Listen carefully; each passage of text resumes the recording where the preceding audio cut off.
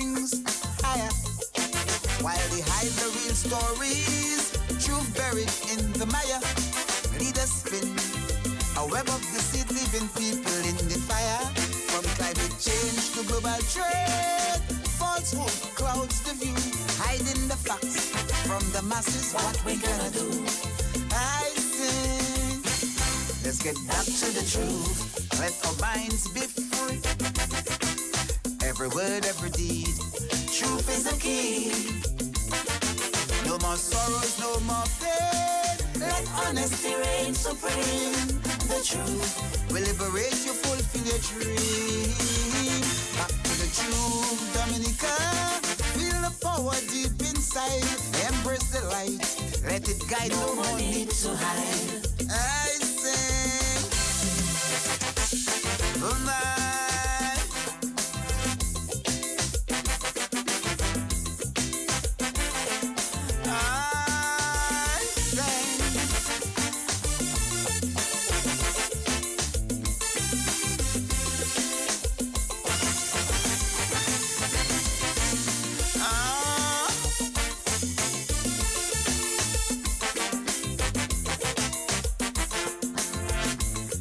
Caribbean Sea, storm rages, but aid the delay. Hurricane relief, turn to grief, the truth swept away. Tourism tales of paradise, but poverty they conceal. Politician promises gold, but cannot deliver steel.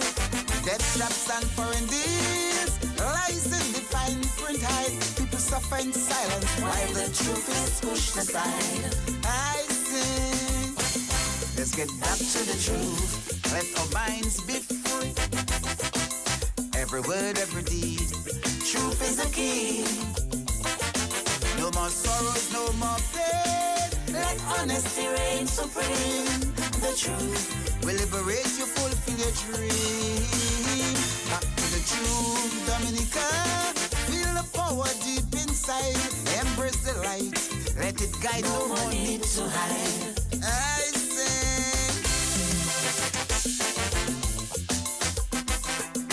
Oh my.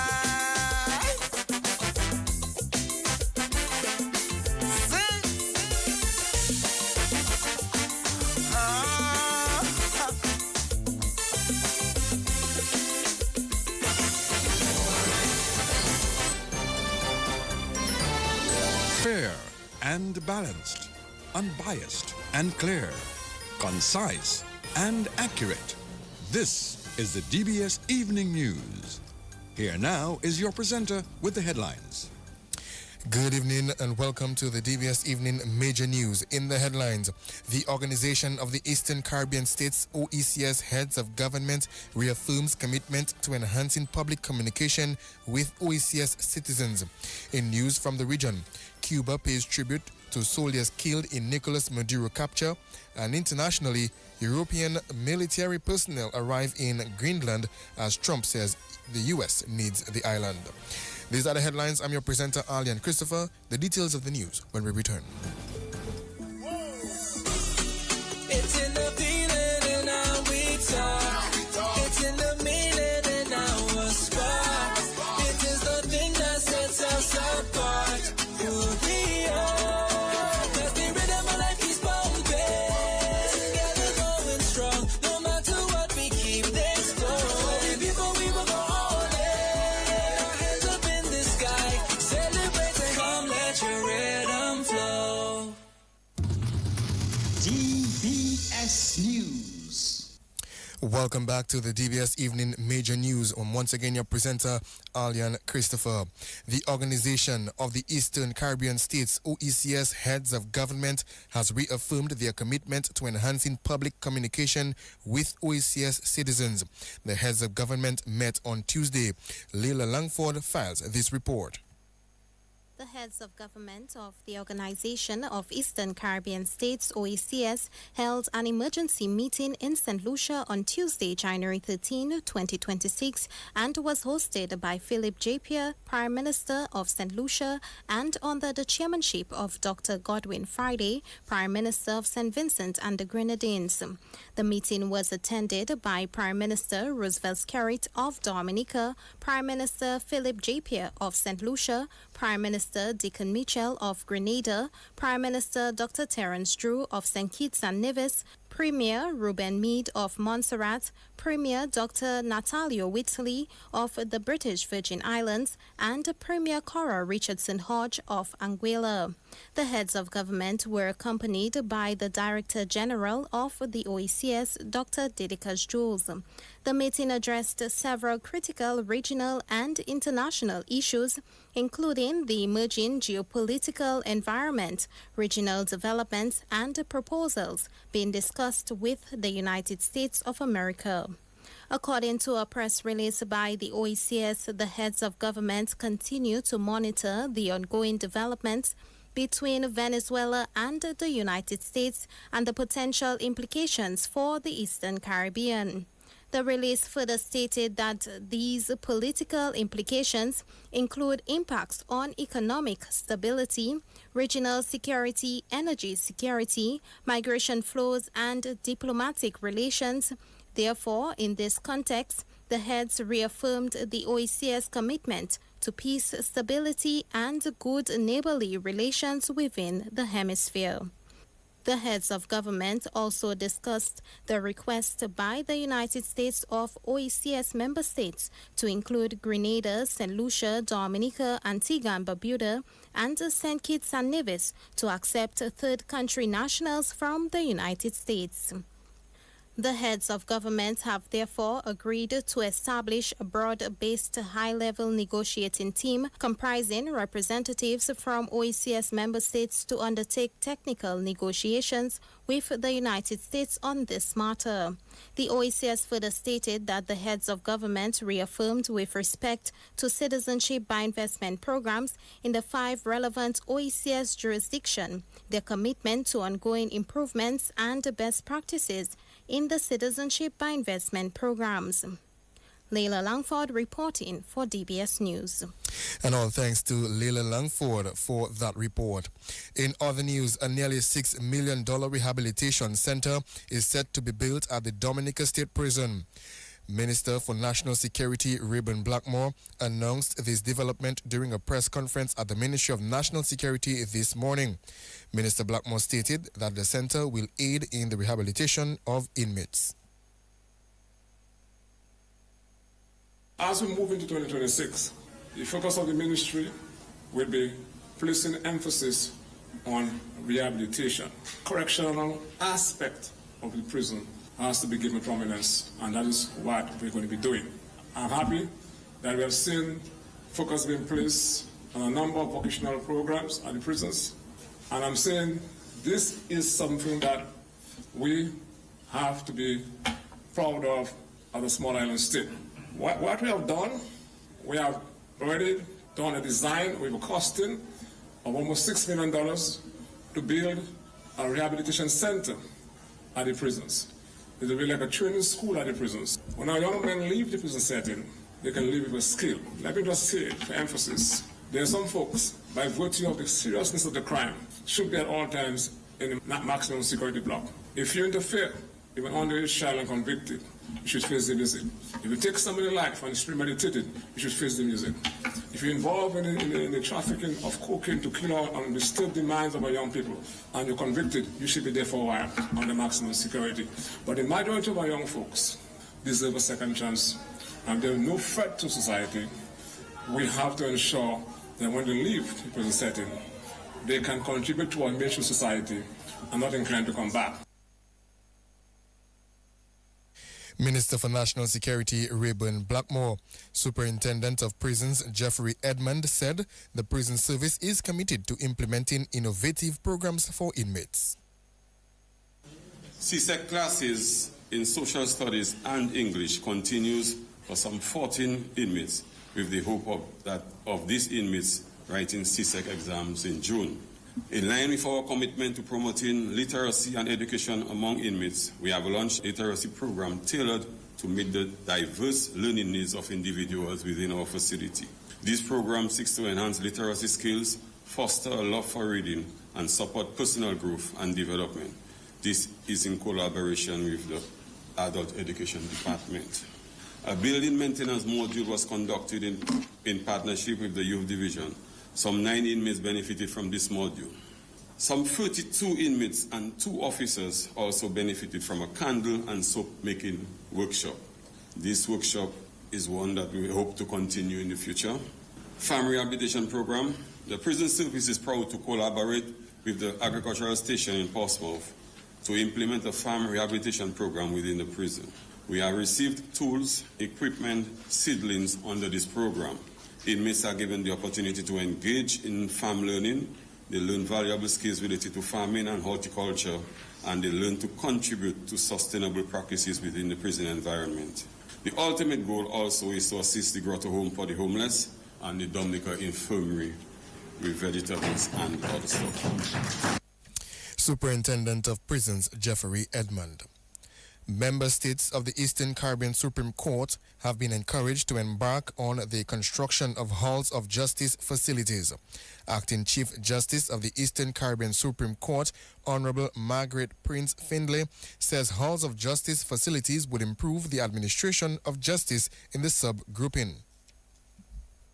It is my sincere hope that this trajectory of infrastructural advancement will continue for the ECSC across all member states and territories and will ultimately result in the provision of fit-for-purpose courts and the proper halls of justice across the jurisdiction.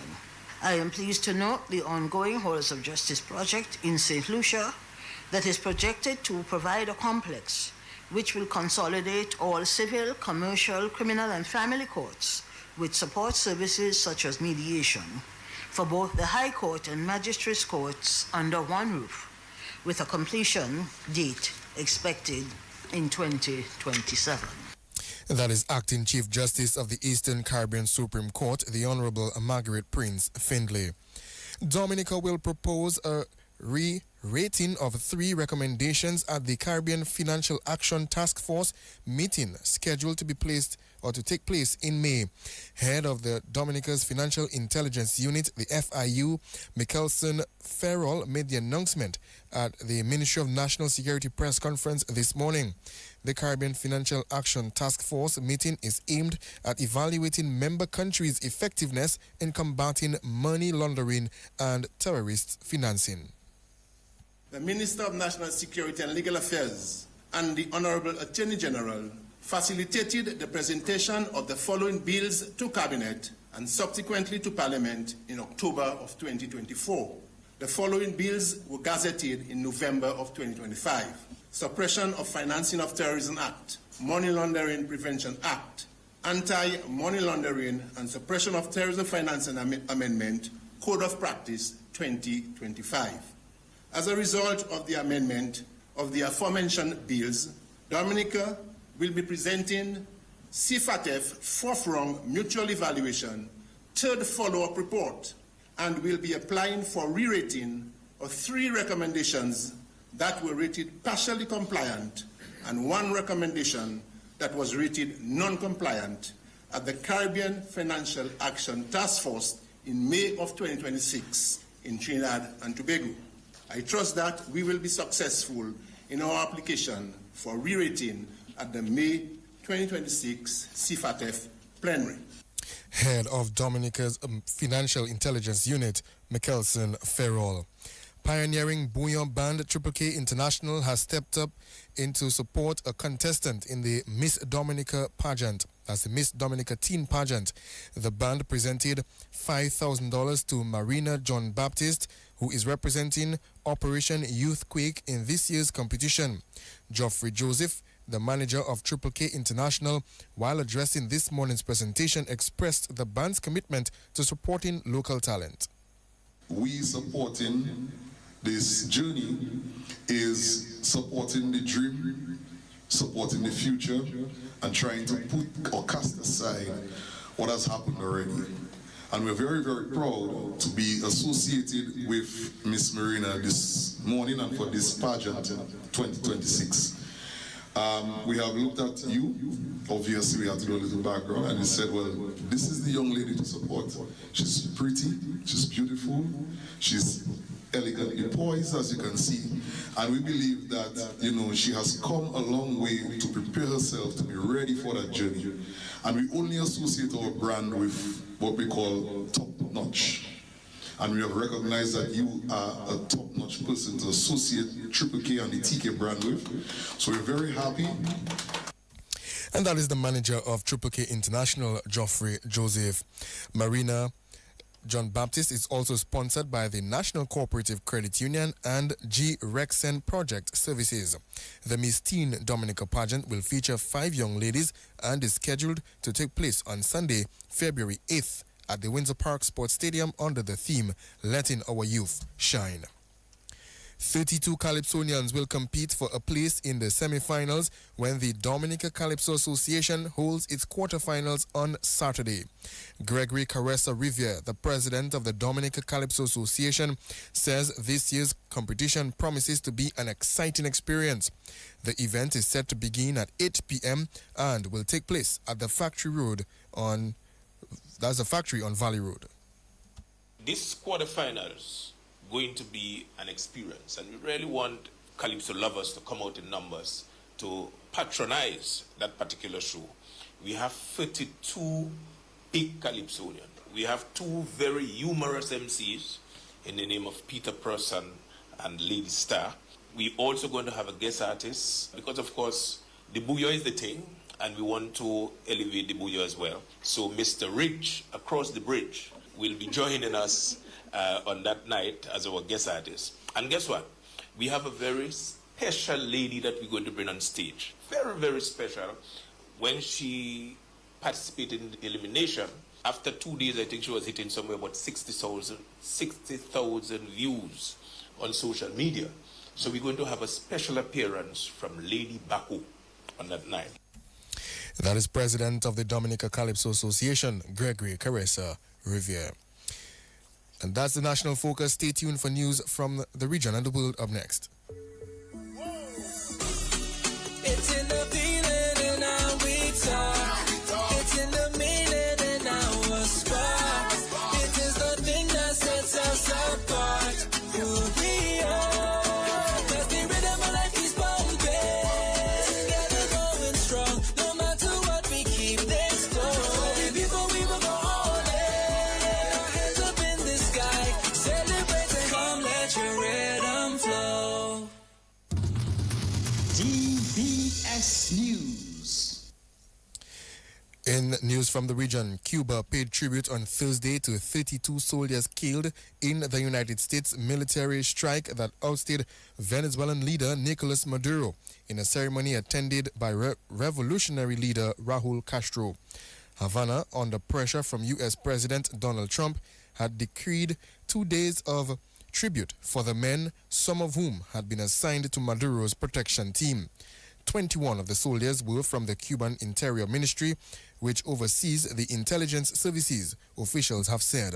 The others were from the military. And internationally, a small French military contingent has arrived in Greenland's capital, Nuuk. Officials say as several European states deploy small numbers in a so-called reconnaissance mission. The limited deployment, which also involves Germany, Sweden, Norway, Finland, the Netherlands and the UK, comes as U.S. President Donald Trump continues to press his claim to the Arctic island, which is a semi-autonomous part of Denmark. French President Emmanuel Macron said the initial contingent would be reinforced soon with land, air and sea assets. Well, that's the news for this evening. Stay tuned. The DBS Evening Sports Report comes up shortly. Covering the nation and beyond. DBS Sports Report.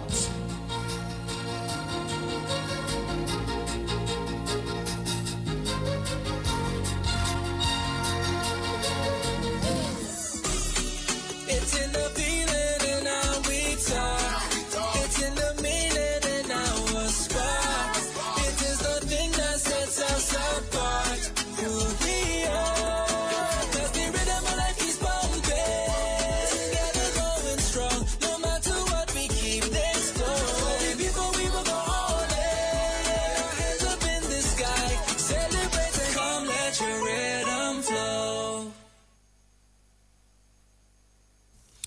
Welcome to the DBS Evening Sport Report.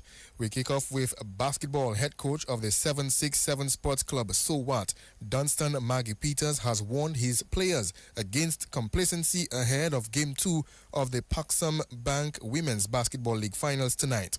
So What leads the best of 3 series 1-0 over Detroit Wings after a dominant performance in the opening game, but Peters believes mindset will be the biggest factor in determining the outcome.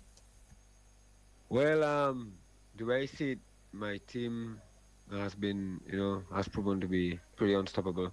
And the only thing that I, feel that can stop them is complacency. If they come in with the mindset that, that they win already. And that always happens, to some teams, psychologically. You feel because of the ease that you've been dominating your opponents that, that you come with a mindset that you win already, and you will get a surprise. But other than that, once you come with the mindset, the hunger to win, I don't think that we can be stopped. But I definitely expect adjustments from the opponent, the Detroit Wings, Lester Langley, Coach Lester Langley, and his because his players and them are pretty experienced as well. So I expect adjustments. I expect them to to make that adjustment, which I actually expected that in game 1, but for some reason they felt they could go toe-to-toe without trying to deny our top scorer Galen surfing the ball, but they elected not to. But I expect them to do so this time around, so we have to be prepared. They did a pretty good job, but this time around, we just have to watch what happens on the night, and I'm pretty confident that we're gonna just take care of business tonight. Well, that's head coach of the 767 Sports Club, So What, Dunstan Maggie Peters. Meanwhile, Detroit's Wings head coach Lester Langley says his team is confident it can rebound from its Game 1 loss. Yeah, we have fallen short of with the first game. We haven't been as dominant as we supposed to and as we know we can be. But we know that we are able to go through this series in the sense of we can match up with the SOAT team. SOAT team is a dominant team because the 3 positions of the basketball, meaning guard, forward and center, they basically has that unlocked in the sense of they have basically the best point guard, Gigi as the best player, and she's playing forward, and then they have the giant of a young lady playing center. So that is a force to be reckoned with. But we still have our ways and means to go around it and try to be a little more of a disturbance to them, and that we can conquer at least game 2 to further push it to a 3rd game series. So with that, our first game, our shots hasn't been falling, and even underneath the rim, if our layup wasn't,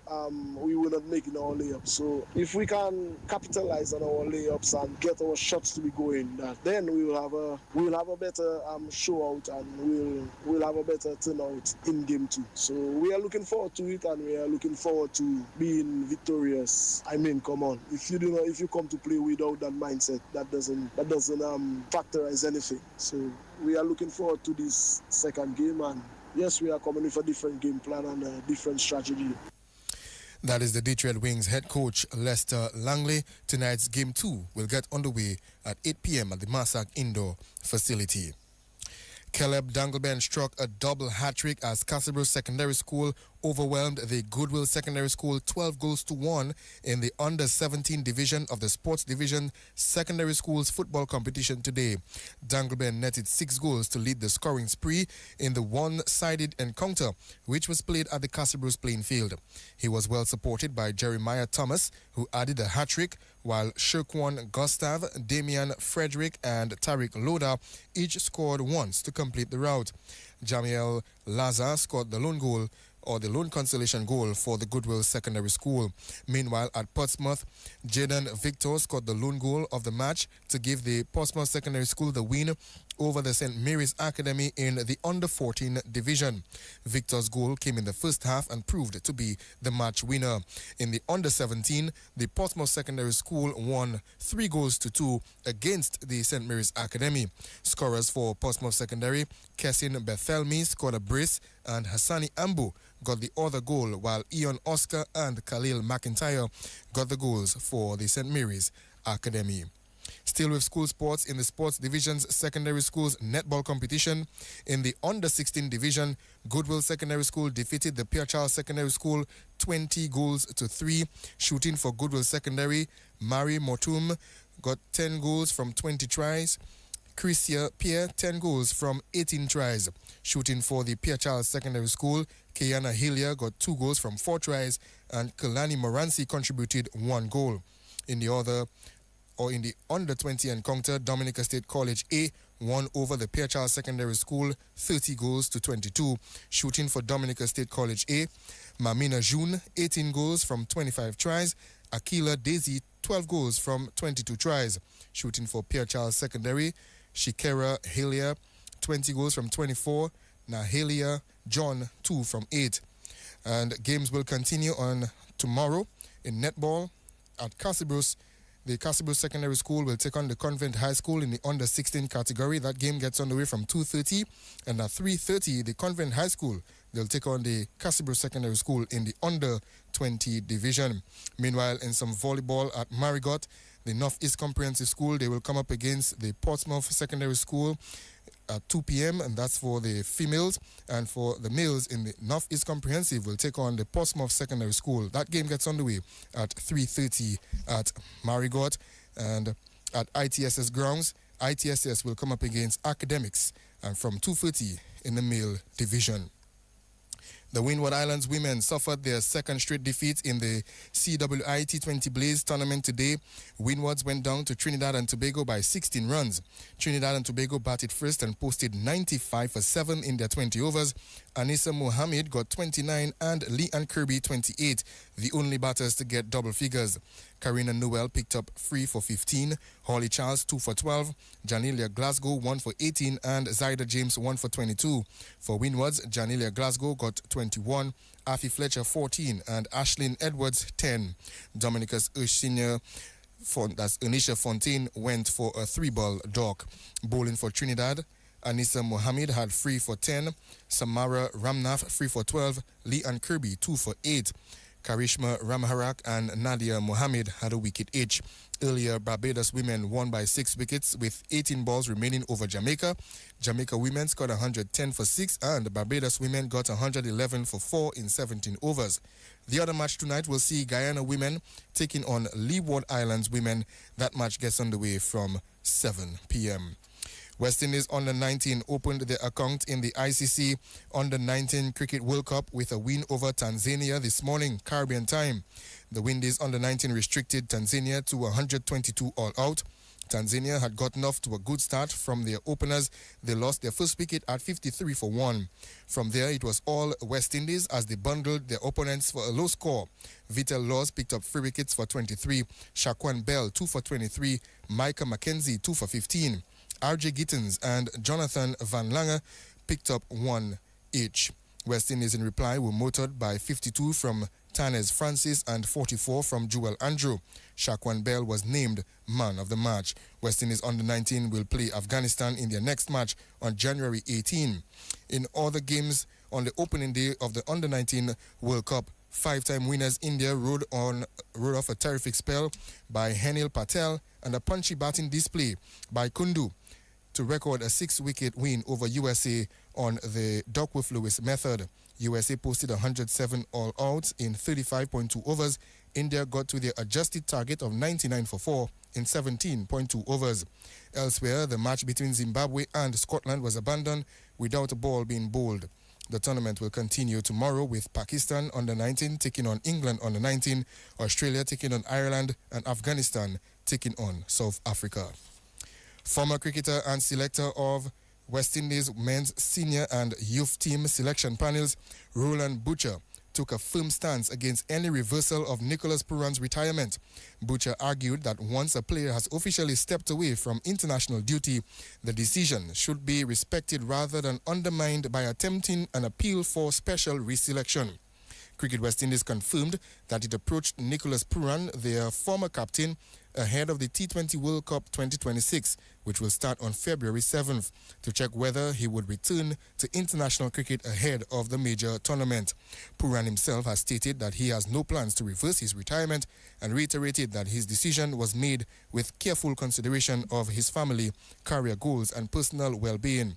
Butcher was speaking on the Mason and Guest show this week. Listen, I will be very honest. For me, players have got the chance to, and they should be allowed to make their own decisions, right? And that's the way it should be. So if the decision of a player is to retire, that's his decision. He's made a decision, and I will let the player retire. I will not be bending over backwards when the player, the fact he's retired suggests from that he doesn't want to play, right? If he doesn't want to play, well, that's fine. But I will not be bending over backwards chasing that player to come in player, because that sets a dangerous precedent for the rest of the team and for any young player coming forward. That players do not have to be involved, but because they have a certain skill, even though they don't want to play, that you're going to go and chase them to select them in front of a young player who may be desperate to play and working his socks off to play. It sets a very dangerous precedent. And I really don't like it. I think it is divisive and it will tear that team apart. And not just him, if anyone else is in that position, right, you've made a decision, fine. We will live with that, get by the best that you can, but you don't tear the whole unit apart because of two people. Former cricketer and selector on the West Indies men's senior and youth team selection panels, Roland Butcher. Meanwhile, former Windies batsman Philo Wallace echoed concerns about consistency and team cohesion, questioning the logic of trying to reintegrate a player who has chosen to step away from national commitments to pursue franchise careers. When you look at asking Puran, I would ask Puran to come and play for North West Indies again. If a man retires, he retires. If you retire from international cricket, that means you don't want to play international cricket. We can't be so bad for selecting players that we can go and ask Puran if he wants to come and play the World Cup. That's a backward step. And if that is true, the person who has actually done that should take stock of themselves and don't repeat it. It doesn't look good on West Indies cricket. Be asking someone to come out to retirement just to go to a World Cup. And as Roland said, that you have players who are playing other cricket all around the world, T20 cricket, even playing in the CPL and other franchises, so looking to make a mark, to be able to gain the eyes of the selectors or the talent scout. I recommend him to Darren Samuel, head coach for selection. I don't think it is right for an act program to come out of retirement. It's not. It doesn't sound good. It's a bad precedent that you're setting. And you're talking about all these other different things that you're doing for cricket development, CW that is. And I think that you need to give those players who perform in the various competitions across the region. If once their performance is merit selection, they should be selected for West Indies and let's see them on the big stage. But I don't think you should go back to that. Former captain, he walk away. Let him keep walking, let him enjoy playing franchise cricket around the world. He get the support from his fans and some people in the region. Just let him go and enjoy his cricket. Don't worry about bringing him back into West Indies setup. Let West Indies now build on what they have and try to make a decent T20 squad going forward. Well, that is former Windies batsman Philo Wallace. He was speaking on the Mason and Guest show this week. Well, with that, we end the DBS Evening Sports Report. I've been the presenter of both the news and sport report for this evening, Ali and Christopher. Our links person, DJ Hillowboy. On behalf of all of us, I'm saying good evening. It's in the feeling in our we talk. It's in the meaning in our spark. It is the thing that sets us apart. Who we are. Cause the rhythm of life is pumping. Together going strong. No matter what we keep this going. Before we will go all in. Hands up in the sky. Celebrate and come let your rhythm flow. DBS Radio gives you top quality service over any other for live streaming of funerals. Call us today at 448-3282.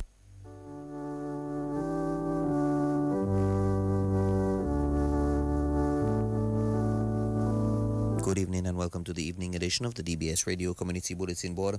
It is the 15th day of January 2026. We begin with this evening's edition of the DBS Radio death announcements on the DBS Radio Community Bulletin Board. we announce the death of Sylvia Sabin, née Polydor, better known as Cici or Ma Sabin, age 82 of Grand Fond, who resided at Bath Estate.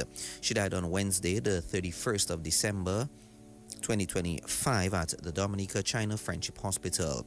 She was the mother of Elizabeth, Everton, Beverly, and Cyril. She will also be remembered by her grandchildren, Marcel, Mitchell, Kadim, Said, and Cyril Jr., adopted granddaughter Yola Toussaint, great-grandchild Joshua, adopted great-grandchild or children Adnan and Aria, her brothers Henry, Julian, Jermaine, Gayton, and Thompson Polydor, sisters Juliana Jean-Pierre and Delma Eugene, sisters-in-law Joan, Rosie, Matilda, Allison, and Patsy Polydor, brothers-in-law Ellerton and Gurney Sabin. Numerous nieces including Marilyn, Karen, Monique, Debbie, and Joan. Numerous nephews to include Pastor Erickson George, Clem, Julius, Knapp, and Derek, also Rodney as well. Numerous cousins to include Martin Cave in Antigua, godmother Josephine Pascal, better known as